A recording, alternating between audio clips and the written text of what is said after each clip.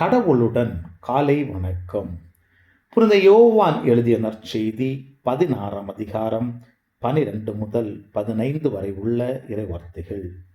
அக்காலத்தில் இயேசு தம் சீடரை நோக்கி கூறியது, நான் உங்களிடம் சொல்ல வேண்டியவை இன்னும் பல உள்ளன, ஆனால் அவற்றை இப்போது உங்களால் தாங்க இயலாது.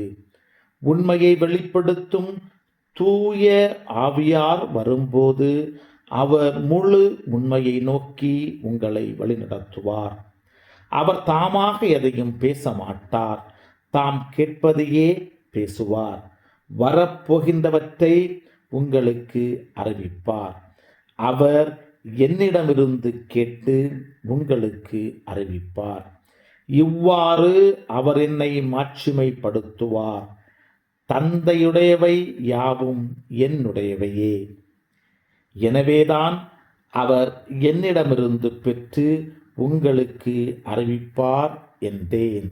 கிறிஸ்துவின் நற்செய்தி. இந்த நாள் இனிய நாளாக அமைய வாழ்த்துக்கள். பல பல பல புதுமைகள், பெருமைகள், இனிமைகள் இறங்கிய நல்ல நாள், ஒரு நல்ல நாள், நம் தேவன்